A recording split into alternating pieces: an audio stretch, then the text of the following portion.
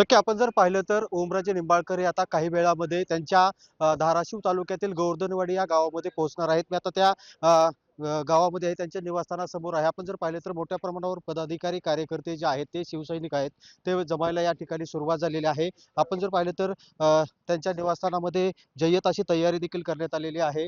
कार्यकर्ते जे येत आहेत त्यांना बसण्यासाठी खुर्चीची व्यवस्था असेल, पाण्याची व्यवस्था असेल, ते देखील या ठिकाणी जय्यत अशी तयारी केलेली आहे. ओमराजे निंबाळकर आज काय निर्णय घेणार याकडे देखील आता सर्व धाराशिवसह महाराष्ट्राचं लक्ष लागलेलं आहे. आपण जर पाहिले तर शिवसेना शिंदे गटामध्ये 6 खासदार जाणार असल्याची चर्चा आहे. मात्र केवळ हे ऑपरेशन टायगर जे आहे ते ओमराजे निंबाळकर यांच्यामुळे थांबल्याची माहिती जी आहे ती समोर आलेली आहे. एक दुसऱ्या बाजूला जर आपण पाहिलं तर या ठिकाणी जय्यत तयारी जी आहे ती करण्यात आलेली आहे. काही वेळामध्ये ओमराजे निंबाळकर आपला राजकीय निर्णय जो आहे तो जाहीर करणार आहेत. तत्पूर्वी त्यांच्या गोवर्धनवाडी येथील निवासस्थानी जी आहे ती मोठ्या प्रमाणावर ही तयारी केलेली आपण पाहू शकतो.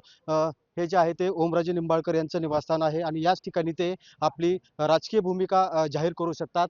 दुसऱ्या बाजूला जर आपण पाहिलं तर तानाजी सावंत देखील पुण्याकडून धाराशिवकडे निघालेले आहेत. काही वेळात ते देखील धाराशिवला पोहोचणार आहेत आणि त्या दोघांची आज भेट देखील होणार असल्याची माहिती जी आहे ती समोर आलेली आहे. त्यामुळे आता ओमराजे निंबाळकर नेमकं काय निर्णय घेणार ते उद्धव ठाकरेंची साथ देणार की एकनाथ शिंदे सोबत जाणार याबाबत आता तर्कवितर्क लावले जात आहेत. मात्र अवघ्या काही वेळामध्ये या बैठकीला देखील सुरुवात होणार आहे.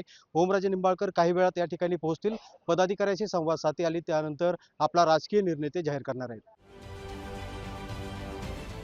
महाराष्ट्रातील सर्व बातम्यांचे विश्वासार्ह व्यासपीठ, सकाळच्या सर्व सोशल मीडिया प्लॅटफॉर्मला लाईक, फॉलो आणि सबस्क्राईब करा.